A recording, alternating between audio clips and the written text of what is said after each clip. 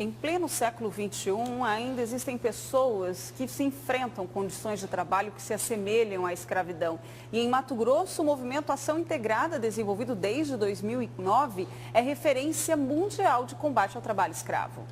E para falar sobre estes e outros assuntos, está ao vivo aqui no Jornal do Meio-Dia o coordenador executivo do movimento Ação Integrada do Ministério do Trabalho, Valdinei Arruda. Boa tarde, coordenador. Boa tarde. Boa tarde. Coordenador, para que Mato Grosso seja referência nesse trabalho, significa que o trabalho escravo ainda está presente e com intensidade aqui no estado.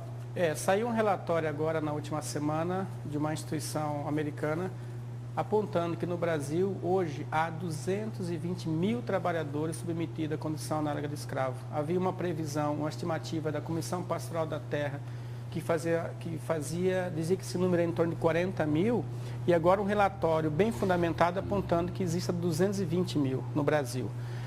Se nós resgatamos só 43 mil nos últimos 10 anos, nós estamos ainda numa deficiência muito grande para atingir essa população. É uma população escondida, é uma população que não está aos olhos da sociedade e nem do poder público e é necessário um investimento ativo para descobrir, retirar e agir perante as vítimas que estão submetidas nessa condição. Infelizmente, ainda é sim uma realidade não só do estado de Mato Grosso, mas do Brasil.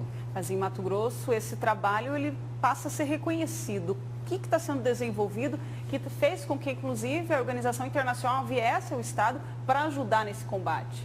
O diretor-geral da OIT de Genebra veio especificamente em Mato Grosso para ver esse trabalho de perto, porque é o único trabalho hoje no mundo, reconhecido pela OIT como no mundo e no Brasil, que consegue fazer um tratamento diferenciado às vítimas.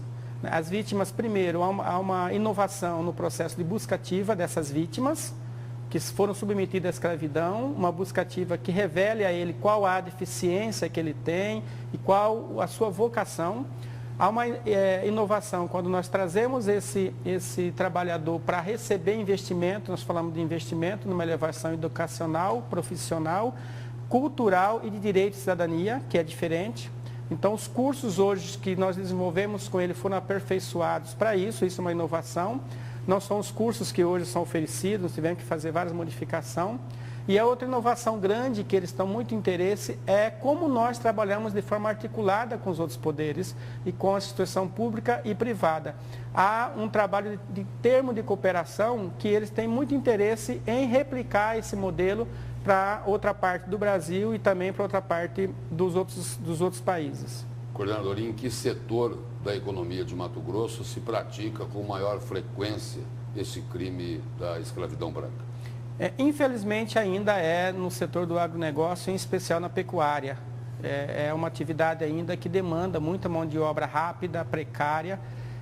Estabelecido isso através do trabalho que nós chamamos de retirada desses trabalhadores, como o grupo móvel vão até esses locais, mas nós tivemos um avanço, infelizmente, dessa utilização para a área urbana. Nesses últimos anos, aumentou muito a retirada de trabalho, condição análoga de escravo na região urbana, em especial na construção civil.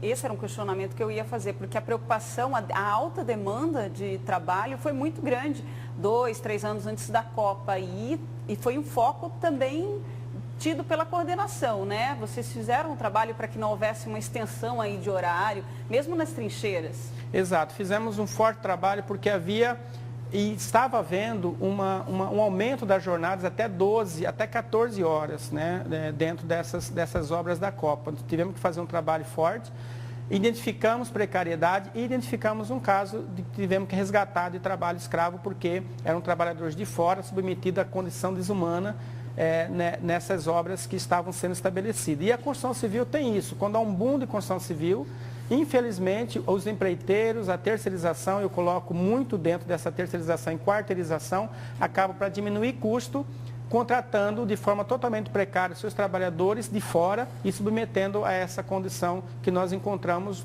especificamente num trecho da obra da Copa que estava desenvolvendo aqui antes da Copa do Mundo. Coordenador, e uma constatação, o agronegócio é o principal setor da economia de Mato Grosso. E a construção civil é impulsionada pelos resultados do agronegócio, tanto é que muitos apartamentos aqui são comprados com saca de soja. E exatamente esses dois setores é onde tem uma incidência maior desses crimes. É preciso que se diga que não são todos esses empregadores, mas também é preciso que se diga que são eles que têm que reinvestir para tirar da cadeia produtiva o trabalho degradante. Infelizmente, muitas casas, Minha Casa Minha Vida, tiveram na sua construção, trabalho escravo. Se você olhar na lista suja, que nós chamamos lista de empregadores que cometeram trabalho escravo, tem empresas que foram contratadas para construir essas grandes obras que foram desenvolvidas pelo governo federal, como Minha Casa Minha Vida. Infelizmente, por isso o relatório aponta que mais de 220 mil, tem estudiosos que dizem que tem mais de 400 mil trabalhadores nessa condição análoga de escravo, justamente por isso. Porque a gente não conseguiu evitar que um contrato como esse tivesse cláusulas assecuratórias que impedisse que empresas como essa contratassem, terceirizassem, quarteirizassem e aí submetessem trabalhadores. Então, é uma constatação, infelizmente, obras da Minha Casa Minha Vida com trabalho escravo, empresas na lista suja e assim aqui no estado do Mato Grosso também obras da famosa obras da Copa que não foi acabada ainda, também com trabalho escravo. Falando na questão da jornada, hoje existe uma discussão muito forte do setor da agricultura pedindo para que seja alterada a lei trabalhista, principalmente no período de safra, de colheita, para aumentar a jornada de trabalho. O Ministério Público do Trabalho é contra.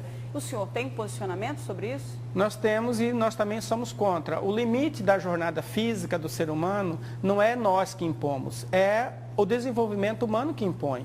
É impossível você manter alguém 12 horas por dia numa máquina dirigindo, naquela tensão, sem que isso afete diretamente a sua condição física de tudo aquilo que ele vai fazer, diminuindo a sua atenção e aumentando o risco de acidentes que ele causa. Isso é natural do ser humano, então não podemos ir contra isso, que é uma estatística médica, né? Não podemos, em virtude de uma produtividade, relegar toda a condição física, médica e saúde que o ser humano tem. E o princípio básico aí dessa reivindicação do setor do agronegócio de aumentar a jornada de trabalho, como a Evânia acabou de perguntar ao senhor, é focado na economia. Economia. É focado no lucro? Em duas coisas. É focado na economia e é focado também... para não se contratar um outro funcionário, se aumenta a jornada Exato. de um que já existe. Exatamente. Ou seja, o que importa é o lucro. É o lucro. E aí você também tem outra reclamação que eles fazem, que não existe pessoas qualificadas para essa contratação. Então aí é um outro problema que tem que ser encarado, mas não pelo aumento da jornada. Coordenador, obrigado pela presença e pelas informações do senhor aqui no Jornal do Meio-Dia. Eu que agradeço mais uma vez vocês. Muito obrigada.